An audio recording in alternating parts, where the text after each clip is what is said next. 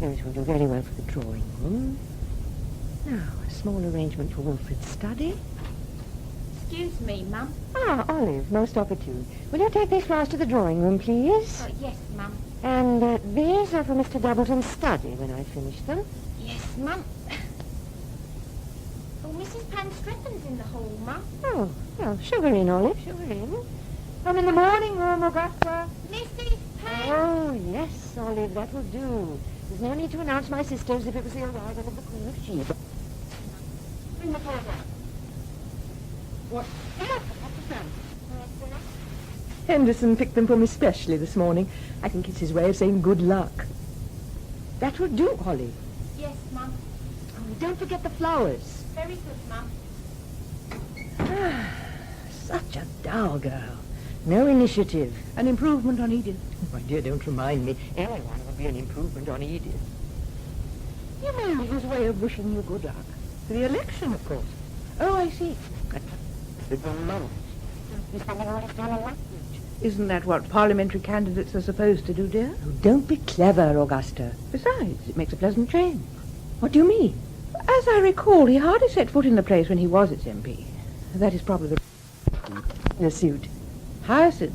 Yes, dear, your nephew. I know perfectly well who Hyacinth is, Matilda. I thought you suddenly seemed a little vague on the subject. Not vague, Matilda.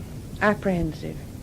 Whatever do you mean? The new fashion of introducing the candidates' children into an election campaign is a pretty one, no doubt. It takes away something from the acerbity of party warfare. But if I were you, Matilda, I should not take Hyacinth down to Luffbridge. Ever not. Juttle is bringing his 3 children, and they're going to drive a pair of Nubian donkeys around the town. A pair to of... emphasize the fact that their awful father has recently been appointed colonial secretary. So you see, I must take Hyacinth. That doesn't follow at all. A special feature of our campaign is the demand for a strong navy. It will be particularly appropriate to have Hyacinth dressed in his sailor suit. He'll look heavenly. The question is not how he'll look, but how he'll behave. I beg your pardon. Oh, he's a delightful child, of course, but there is a strain of unbridled pugnacity in him that breaks out at times in an alarming fashion. You may have forgotten the affair of the little Gaffin children, but I haven't. I was in India at the time, wasn't I? You were? I did, however, write to you on the subject. Did you? Yes, perhaps you did. I really cannot recollect what happened. I know you pointed out that he'd been rather naughty. He was in his goat carriage. He met the Gaffin children in their perambulator and drove the goat full tilt at them. The perambulator was overturned and little Jackie Gaffin pinned down under the wreckage. Ah, yes. While the nurse was trying to restrain the goat, Hyacinth began thrashing little Jackie's legs with his belt. Oh, dear, had they done something to annoy him? Not intentionally. Someone had unfortunately told him that they were half French. Their mother was a Duboc, you know. Was she? No, I didn't. Oh, yes, Madeleine Duboc. Ah. I think I've lost the thread. The point was that Hyacinth had just been having a history lesson, the Napoleonic Wars. He said he'd teach the little toads a lesson for trying to destroy the British Empire. Of course, at the time, we didn't know that he was referring to the Gaffins. Of course. I explained to him afterwards that we were now the allies of France, and that anyway the Gaffins were only half French. What did he say to that? He said it was only the French half of Jackie that he'd been thrashing. The other half had been pinned under the perambulator. Oh. Matilda, if the Napoleonic Wars could unloose such fury in him, I dread to think what the possible loss of an election might entail. Oh, come. All that happened when he was 8. He's older now and knows better. Children with Hyacinth's temperaments don't know better as they grow older. They merely know more. Nonsense. Besides, he'll enjoy the election. It'll be fun for him. In any case, he'll be tired out by the time the poll is declared. Oh, I didn't tell you. His new sailor suit is just the right shade of blue for our election rosettes and exactly matches his eyes. He'll add a perfectly charming note of colour. There is such a thing, Matilda, as letting one's aesthetic sense override one's moral sense. I truly believe you would have condoned the sack of Rome if it had been carried out in effective colour schemes. Don't be silly, Augusta. Well, if anything unpleasant occurs at Luffbridge next week, don't say I didn't warn you. I won't. Do you think these lilies would be suitable for the dining room?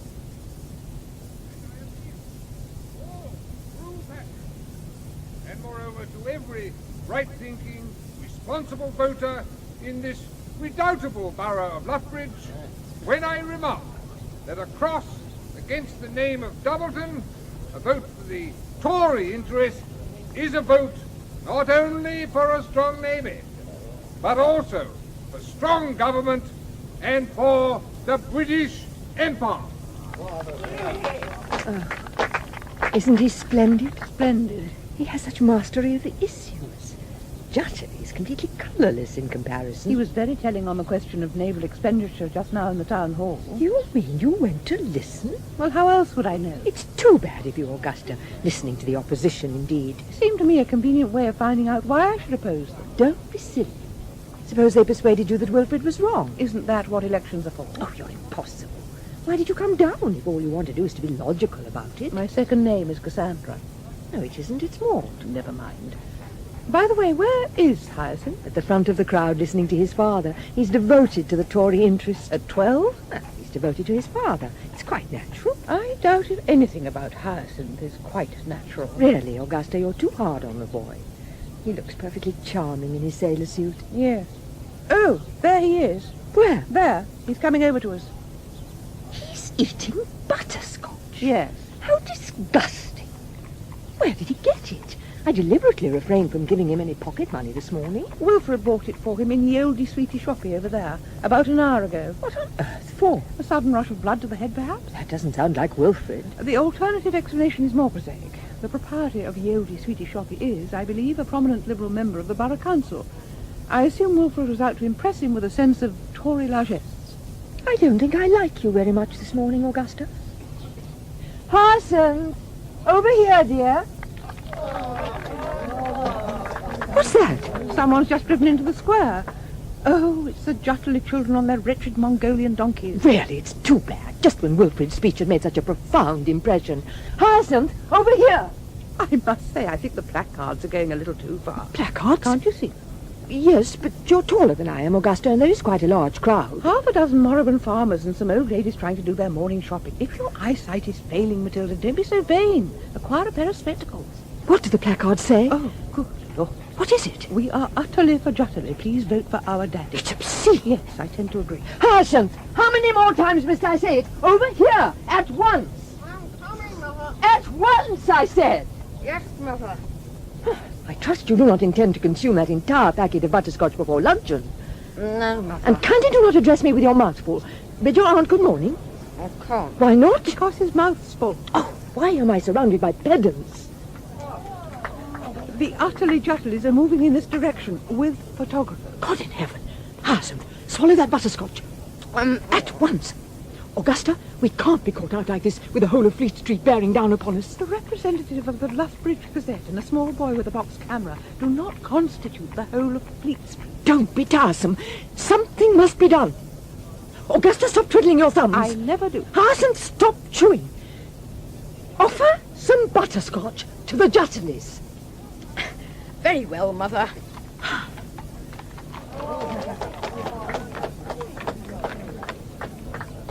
Welcome, George Nathaniel, Albert Victor, and Alexandra Louise Jutterly. Please accept this butterscotch. We needn't be enemies because we're wearing opposite colours. Oh, Hyacinth. Your dear father would be so proud, wouldn't he, Augusta? Never was Clytemnestra's kiss sweeter than on the night she slew me. I beg your pardon? Nothing, Matilda. Nothing at all. And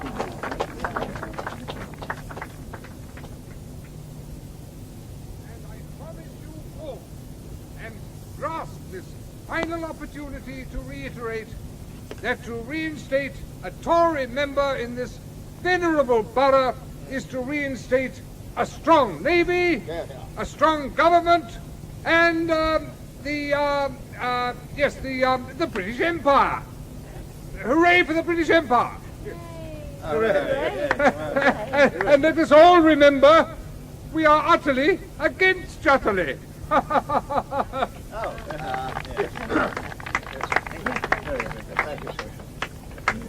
All well done, Mr. Doubleton, sir. Splendid, darling. Congratulations, Wilfrid.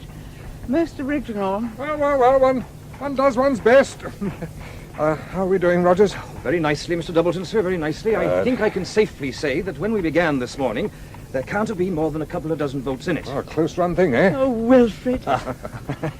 But now, sir, from what my spies tell me, what with your rousing exhortations to patriotism and so forth, Not to mention a liberal sprinkling of butterscotch. you're home and dry by about 30 votes, sir. Hooray! Oh, it's not over yet, Matilda. Rogers here could be wrong. Impossible. Dear Mr. Rogers, you're the best election agent any candidate ever had. Oh, now steady on. Oh, girl. Mum. Oh, no, I mean it. I truly do. You've done so much. Oh, thank God. Close of poll. Yes, thank God. What was that, Augusta? You've put in such a long day, Wilfred. You must be very tired. Very. I thought so. Look here, why don't we shoot across to my hotel and crack Darling, you've been splendid. Well, if we haven't won, we've done our level a best. bottle of champagne? It's been a clean, straight fight with no rancor. Oh, none. Everything most decorous. Oh, yes, and the children were quite a charming feature, weren't they? The children. Yes, where is young Hyacinth, Matilda? I must say I was very pleased with his mature and sporting attitude earlier. Matilda, where is he? I don't know. We've all been so busy this last hour rounding up the remaining voters. Mr. Rogers, have you seen him? No, Mrs. Panstreppon, I can't say that I have. As Mrs. Doubleton quite rightly He says, must be found. At once. Come, Augusta, there's no need to panic. There is every need. And where are the Jutterly children, their appalling donkeys? I expect they're with their appalling parents. I shall go straight to the Liberal committee rooms and find out. You, Matilda, go to our committee rooms and look for Hyacinth. Mr. Rogers, I know the Count will be starting shortly, but would you be good enough to ask all your party workers in the town hall if they have seen Master Doubleton? He's not entirely inconspicuous in that delightful sailor suit. Very well, ma'am. If you think it's so important, I shall institute inquiries right away. Augusta, old thing, I really feel Wilfred, you're being... this is no time for blandness. I tell you, your entire political career might depend upon our finding Hyacinth in time. In time? Augusta, that's absurd. I know you're a passionate theatre-goer, but... Matilda, not another word. The children must be found. Oh, Mr. Rogers, have you found Hyacinth? No, ma'am, I'm very much afraid I haven't. None of my party workers appears to have seen him for about 2 hours. The old Miss Mabberley thought she saw him about tea time with the Jutterly children. Oh, no. Where? One of the small back lanes leading down to the Crawley Road, she says. But her eyesight's not what it was, Mrs. Panstreppon. She may well be mistaken. I fear not. Augusta! Matilda, No, have I you... haven't. He's completely disappeared. What about the Jutterly brats? They have likewise vanished. I caused something of a sensation at Liberal headquarters, I'm afraid. Jessica Jutterly collapsed in floods of tears when I delicately inquired how the dear little things had enjoyed their donkey ride. Apparently they haven't been seen for 2 hours. Oh, dear. Oh, dear, indeed.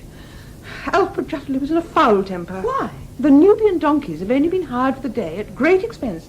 He seemed more concerned about them than about the children. Typical. Matilda, this is not a time to indulge in party strife.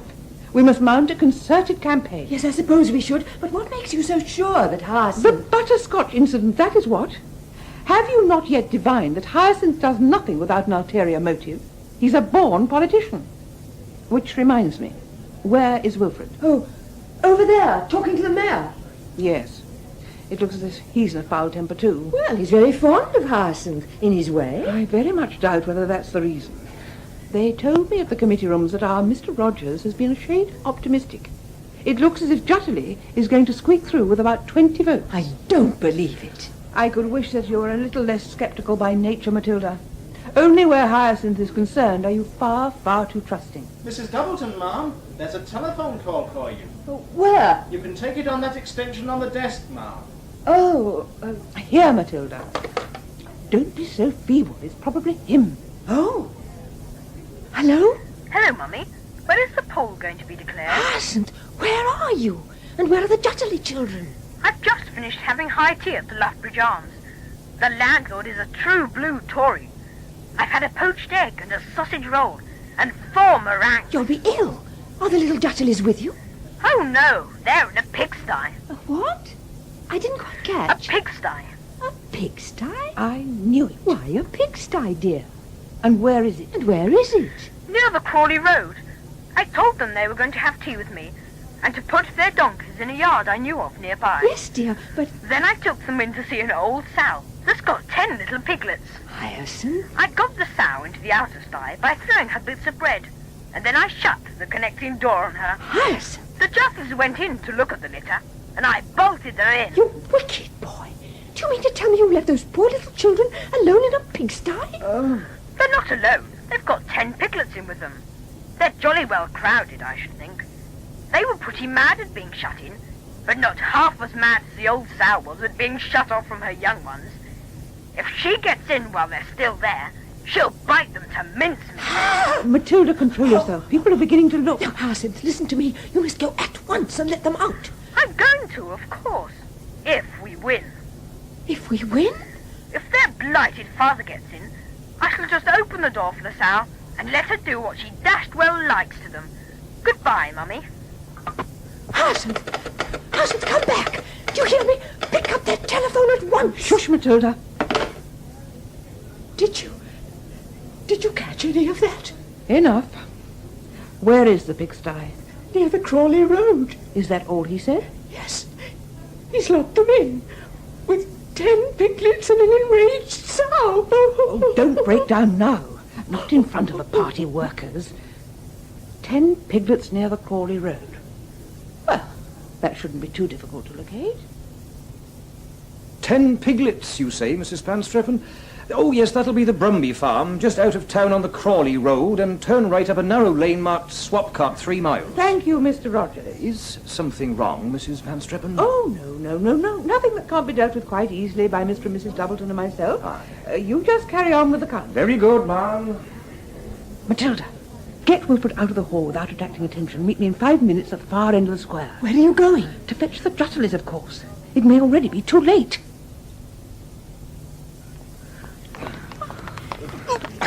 Oh, it's so dashed dark. Yes. That must be it. Swapcart 3 miles. That's what Roger said, isn't it? I think so. Oh, this mud. It's a country constituency. You should have brought boots. Jessica. Had I foreseen the possibility of staggering through an ill-kept farmyard in pitch darkness, I should have done. Matilda. Oh, stop it. Let us leave the recriminations until afterwards, please. Here's the farm gate. And there are the donkeys, look. Well, they seem all right. Wilfred, shine the torch over there. That looks... Yes. What was that? a sow. You mean that hoarse, savage grunting is a sow? Surely you recognize a sow when you hear one. This is a country constituency after all. Oh, my poor little one. Steady on, Jessica. Oh, I can hear their dear voices. Yes. Alfred, at least they're still alive. Yes, madam, Please, yes. something. Quick, he's coming from over there. Shine the torch, Wilfred. All right. Hang on, I just stepped it on. Oh, never mind, Wilfred. We might just have got here before Hyacinth. Quickly.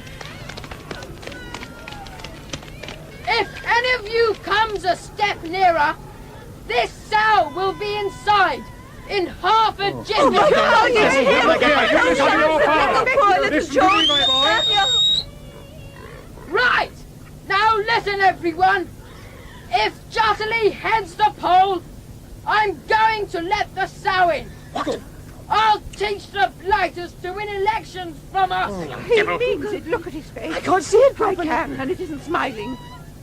It's all right, my little man. Your father has been elected by a large majority. Liar! The votes can't have been counted yet. The young devil. And you won't fool me as to the result either. What do you mean by that, Hyacinth? I've sworn a pact with another boy. He's going to fire a gun when the poll is declared. 2 shots if we've won. 1 if we haven't. Thundering jellyfish. Look, how long before the declaration do you think? Well, it should be within the hour. We must stop it. Well, we can't stop We it. must. Well, in any case, even if we do, the party workers will know what the result is, and so presumably will Hyacinth's atrocious friend. You're right. Now, look, you stay here, Doubleton. Go in with a pitchfork if you have to. I'm going back to the town hall.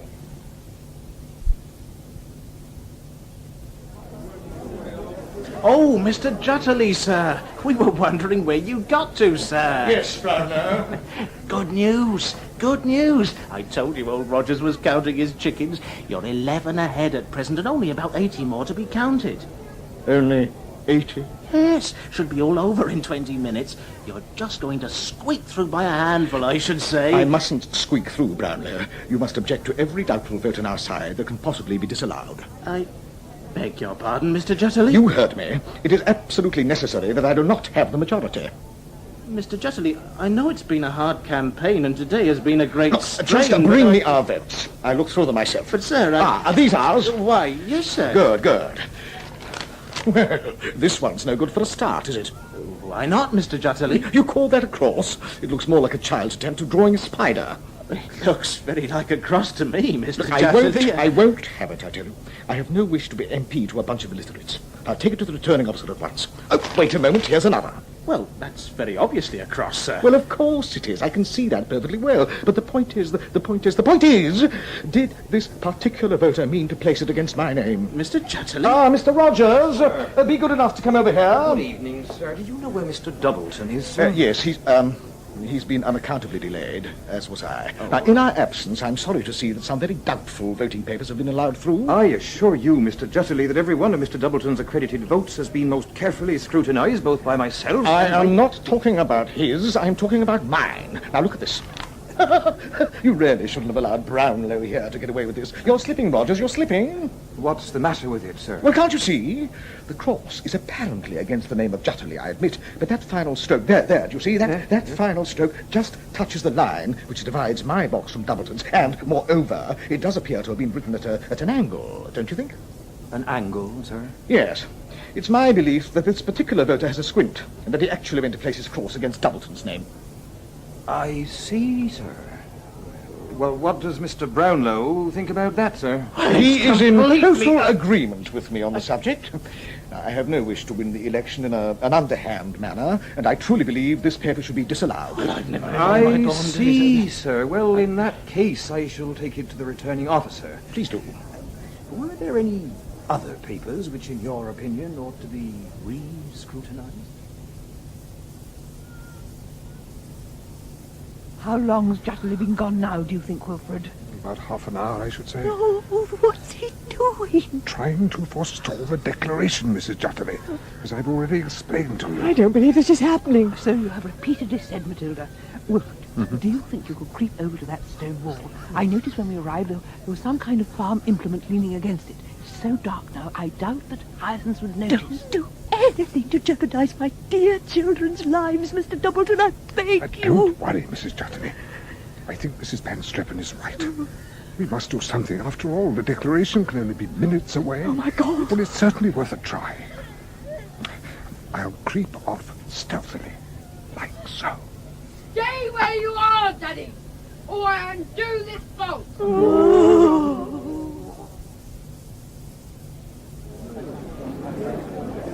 Brownlow, have we lost yet? You're still 6 ahead with only 20 more to be counted. I'm glad to say, sir. Blast. Oh, I think this one ought to go, Mr. Jutterly, don't you? It's smudged. Smudged?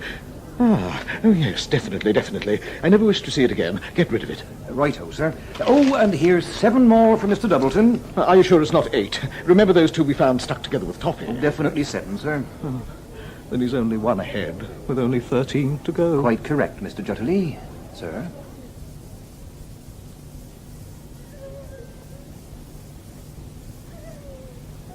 Oh, I wonder what time it is. The suspense is unbearable. Oh, my poor baby.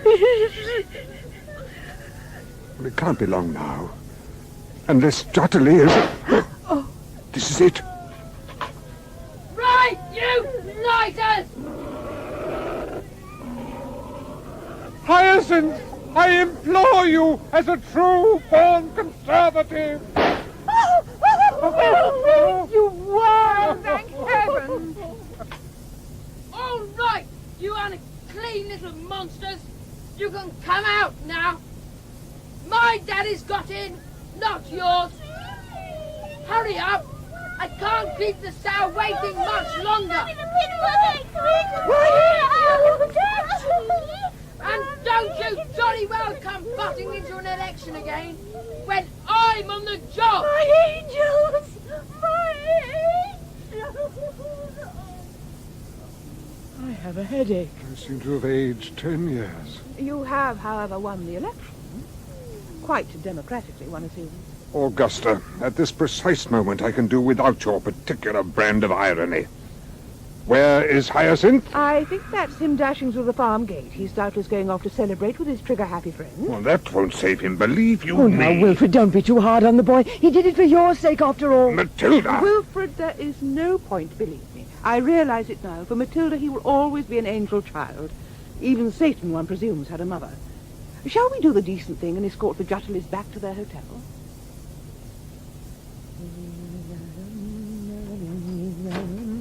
Excuse me, Mum. Yes, Olive?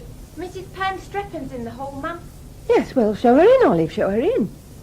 Mrs. Pan... Oh, yes, that will do, Olive. How many times must I tell you? Good morning, Matilda. Good morning, Augusta. Do you like these carnations? You know I can't stand carnations. Can't you? I suppose you must have told me before, but that will do, Olive, thank you. Yes, Mum. Wilfred takes his seat today, doesn't he? Yes, isn't it exciting? I believe the Jutterleys are to be seen parading round Parliament Square with placards of protest. Really? How very unbecoming of them. I hope I should know how to lose gracefully. The circumstances were a little unusual, Matilda. Yes, but Jutterley got his wretched recount, didn't he? Wilfred was still declared the winner by 10 votes. What more does Jutterley want? You forget the disputed ballot papers conveniently went missing in the euphoria of a Conservative victory. What do you mean, conveniently? You're surely not suggesting that Rogers, let alone Wilfred... No, of course not. How is Hyacinth? Oh, yes, I meant to tell you. Do you know, Augusta, the severe tanning he got from his father seems to have quite changed him. He's been as good as gold for a week. For once, Matilda, I'm prepared to believe you. But remember, dear, Hyacinth does nothing without a motive. Augusta! If those ballot papers were suddenly to turn up, there would have to be a by-election, wouldn't there? Oh, dear. You're not trying to tell me that Hyacinth stole them, are you? No. I did. You? Yes. Here. 34 perfectly valid ballot papers in the name of Jutterley. But this is dreadful. Yes. You have perverted the course of democracy. No, I wouldn't say that. Luffbridge has a Tory member, after all. That must be in the interest of democracy. Yes, but Augusta, whatever the cost to dear Wilfred, I really think... In any case, I did it for your sake, Matilda. Mine? Yes. Wilfred won't be under your feet so much from now on, will he? He'll be spending so much time in the house. That's true. You could go abroad again if you wished. Take the Golden Road to Samarkand or something. Oh, that would be lovely. And take Hyacinth with you. Oh, now, Augusta. Don't worry. He'll be no trouble. He knows I have these. You mean blackmail? Precisely. It's the only thing he understands. One false move, I told him, and these ballot papers go straight back to the returning officer at Luffbridge. Anonymously, of course. Augusta! Naturally, Wilfred would have to resign. Jutterley would almost certainly win the by-election by a landslide. Hyacinth would have done it all for nothing. Augusta! So, you see, I think we can safely say that you do have an angel child at last. At least, until the next general election.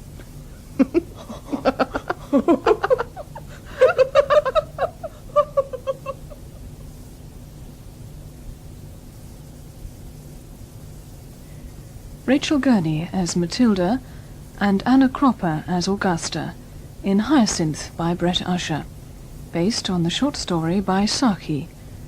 Hyacinth was Ashley Clark, Wilfred, Manning Wilson, Jessica, Sheila Grant, Alfred, Gordon Reed, Rogers, Brett Usher, Brownlow, David Googe, and Olive, Elaine Claxton. The play was directed by Graham